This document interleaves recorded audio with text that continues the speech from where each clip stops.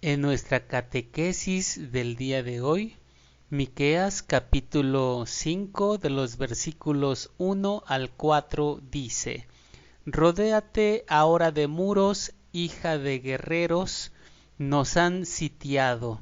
Con vara herirán en la mejilla al juez de Israel. Pero tu Belén Efrata, pequeña para estar entre las familias de Judá, de ti me saldrá el que será Señor en Israel. Y sus salidas son desde el principio, desde los días de la eternidad, pero los dejará hasta el tiempo que dé a luz la que ha de dar a luz, y el resto de sus hermanos se volverá con los hijos de Israel, y él estará y apacentará con poder de Jehová, con grandeza del nombre de Jehová su Dios, y morarán seguros, porque ahora será engrandecido hasta los fines de la tierra. Esta es la palabra de Dios, te alabamos, Señor.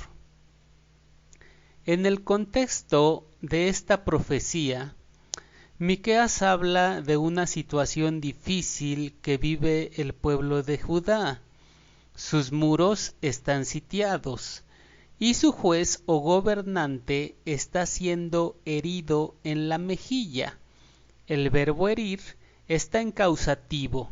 Significa que lo mandaron a golpear, lo mandaron a lastimar, alguien más lo mandó a hacer.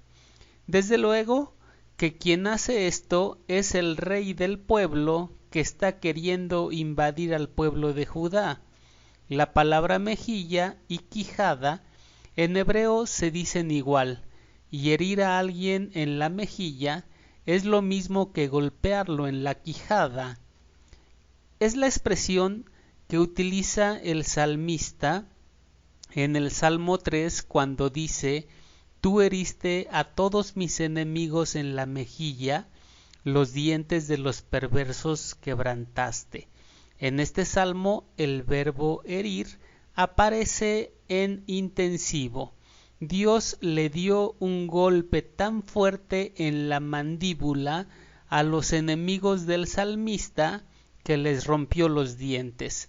Desde luego que al expresar que la ciudad está siendo sitiada y están agarrando a varazos al rey en la quijada, el profeta está hablando de una situación sumamente difícil y absolutamente humillante.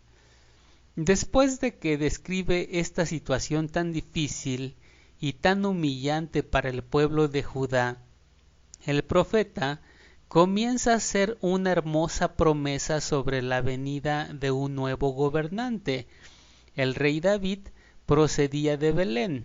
Así lo leemos en el primer libro de Samuel 17:2, que dice: Y David era hijo de aquel hombre efrateo de Belén de Judá, y el nuevo gobernante prometido también será de ese lugar. El texto dice: Pero tú, Belén Efrata, pequeña para estar entre las familias de Judá, de ti me saldrá el que será Señor en Israel. Sin embargo, a diferencia del rey David, este rey ya era rey desde antes de venir a gobernar al pueblo, porque el pasaje dice: y sus salidas son desde el principio, desde los días de la eternidad. En el texto hebreo dice: sus orígenes son desde el principio, desde los días de la eternidad. Es un rey que ya es rey desde antes de venir a gobernar y va a seguir siendo rey por siempre. En la profecía de Miqueas, Dios entrega a su pueblo a los enemigos por un tiempo. Así lo leemos en el versículo 3, que dice: pero los dejará. El verbo hebreo es natán, que tiene muchas traducciones al español, pero que es utilizado en varios pasajes del Antiguo Testamento para hablar de quienes son entregados a los enemigos. Así lo leemos en Jueces 6:13, cuando Gedeón dice: Jehová nos ha desamparado y nos ha entregado en mano de los madianitas.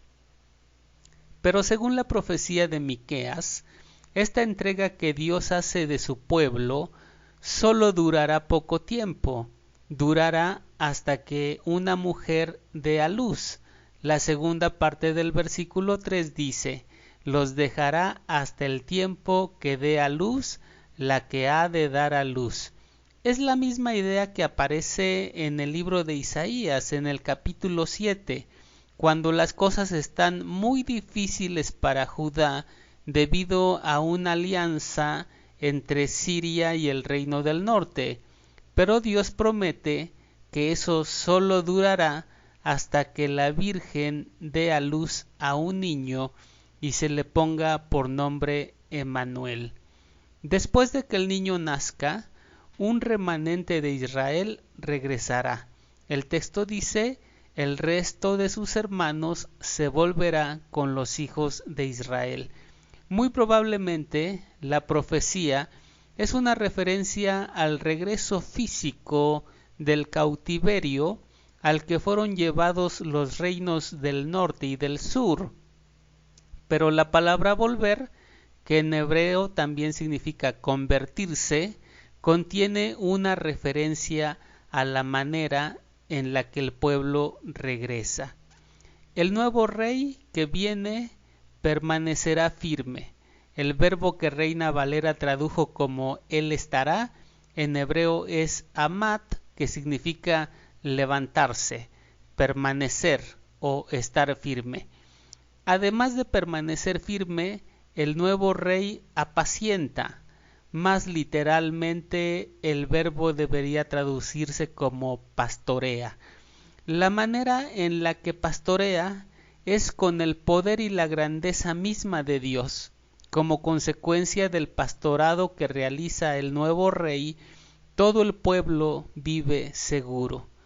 Superando a Salomón, la fama del nuevo rey llega hasta los confines de la tierra. El texto de Miqueas es altamente citado en el Nuevo Testamento. El rey que es herido en la mejilla es citado en Mateo 26:67, cuando dice: entonces le escupieron en el rostro y le dieron de puñetazos y otros le abofeteaban. El rey que nace en Belén es citado también por Mateo, cuando Herodes le pregunta a los escribas en dónde nacería el rey de los judíos, y ellos dicen: en Belén de Judea, porque así está escrito por el profeta: y tú, Belén, de la tierra de Judá, de ti saldrá un guiador que apacentará a mi pueblo Israel. En el Nuevo Testamento, la que da a luz a un niño, como lo anuncia el profeta Miqueas, es la Virgen María. Jesucristo es el Rey que permanece firme y pastorea. De hecho, en el Evangelio de Juan, él dice ser el buen pastor. El Nuevo Testamento también sostiene que Jesucristo ya era Rey antes de venir a este mundo. En Juan 17:5 leemos: glorifícame tú al lado tuyo con aquella gloria que tuve contigo antes que el mundo fuese. Y finalmente, el texto del Nuevo Testamento manda que Jesucristo sea predicado hasta los confines de la tierra, como lo dijo la profecía de Miqueas.